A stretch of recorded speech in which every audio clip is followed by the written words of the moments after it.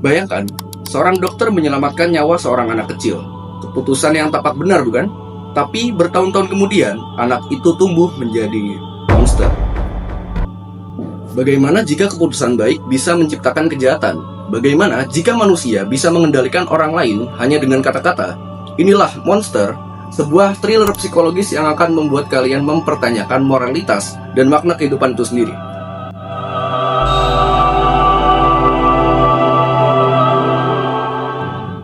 Halo semuanya, salam Semanunggal. Selamat datang di review Monster Volume 1. Kita akan membahas visual yang realistis, alur cerita yang penuh misteri, dan filosofi kelam di baliknya. Siapkan diri kalian karena ini bukan sekadar manga biasa. Ini adalah perjalanan menuju kegelapan manusia. Sebelum kita masuk ke alur cerita, mari kita bahas dulu dari segi visual. Naoki Urasawa dikenal dengan gaya gambar yang realistis, dan ini sangat terasa di Monster. Tidak ada karakter dengan desain berlebihan seperti di shonen manga. Semua wajah terlihat seperti manusia nyata, dengan ekspresi yang mendalam dan detail yang luar biasa. Salah satu hal yang paling menonjol adalah cara Urasawa menggambarkan atmosfer dan ketegangan hanya dengan ekspresi wajah.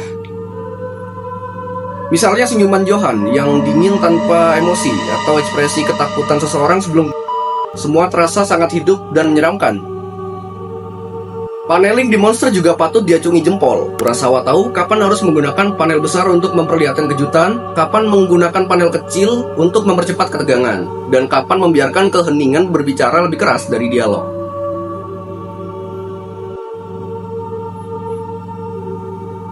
Selain itu, penggunaan kontras antara terang dan gelap sangat kuat. Ada banyak adegan di mana karakter terlihat hampir tertelan bayangan, memperkuat nuansa misterius dan mencekam dari cerita ini.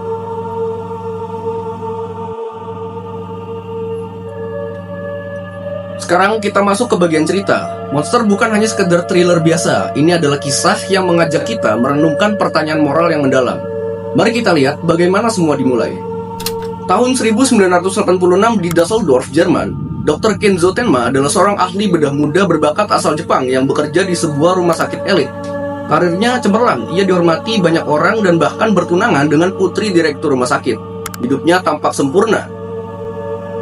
Namun, segalanya berubah ketika dua pasien dalam kondisi krisis datang bersamaan. Seorang anak laki-laki bernama Johan Lieber yang tertembak di kepala dan seorang pejabat penting yang mengalami stroke. Direktur rumah sakit memerintahkan Tenma untuk mengutamakan pejabat itu demi reputasi rumah sakit. Tapi Tenma percaya bahwa semua nyawa itu sama berharganya. Ia menentang perintah atasannya dan memilih menyelamatkan Johan. Akibatnya, pejabat itu dan karir Tenma hancur. Ia kehilangan posisinya sebagai dokter favorit, tunangannya meninggalkannya, dan masa depannya menjadi suram. Beberapa hari kemudian, orang-orang yang menjadi hambatan dalam karir Tenma, termasuk direktur rumah sakit, tewas secara misterius. Polisi tidak menemukan bukti apapun, dan Tenma justru mendapatkan kembali jabatannya. Seakan-akan ada orang yang membersihkan jalannya. Saat itulah, Johan dan saudari kembarnya, Anna, menghilang dari rumah sakit. Sejak saat itu, Tenma mulai bertanya-tanya, apakah semua ini kebetulan, atau ada sesuatu yang lebih besar sedang terjadi. Tahun berlalu, suatu malam, Tenma menemukan seorang pria tua yang di apartemennya. Saat itulah, ia melihat sosok tak asing lagi, Johan Lieber, anak yang pernah ia selamatkan. Johan kini telah tumbuh menjadi pria muda yang tenang, sopan, dan menawan. Tapi dengan sesuatu yang mengerikan di balik senyumannya. Di depan Tenma, Johan tanpa ragu seseorang sambil berterima kasih kepada dokter itu karena telah menyelamatkan hidupnya. Saat itulah Tenma sadar, Johan adalah seorang monster. Ia bukan sekedar biasa, ia adalah seseorang yang bisa mengendalikan orang lain, membuat mereka berdiri dan menciptakan kekacauan hanya dengan kata-katanya.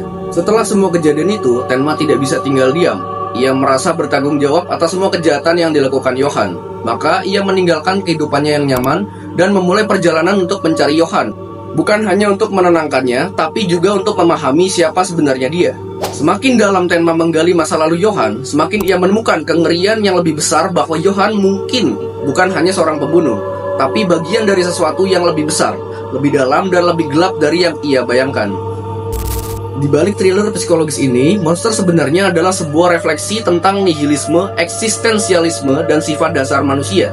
Johan adalah perwujudan dari nihilisme absolut, kepercayaan bahwa tidak ada makna dalam kehidupan, tidak ada perbedaan antara baik dan jahat, dan bahwa eksistensi seseorang hanyalah kebetulan belaka. Ia tidak membunuh karena kebencian atau dendam, tapi karena baginya, kehidupan tidak memiliki nilai apapun.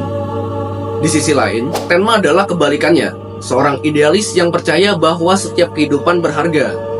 Namun sepanjang cerita, ia mulai mempertanyakan prinsipnya sendiri. Apakah ia masih seorang dokter jika ia berusaha membunuh Johan? Inilah yang membuat Monster lebih dari sekedar cerita detektif. Ini adalah eksplorasi tentang manusia, moralitas, dan pertanyaan yang tidak memiliki jawaban mudah. Jadi, volume 1 dari Monster ini berhasil membangun misteri yang sangat kuat dengan karakter yang kompleks dan tema yang mendalam. Jika kalian suka cerita yang penuh ketegangan, dilema moral, dan misteri yang terus berkembang, Monster adalah bacaan yang wajib kalian coba. Itu dia review kali ini. Kalau kalian tertarik untuk lanjut ke volume berikutnya, tulis di komentar ya. Sampai jumpa di video berikutnya.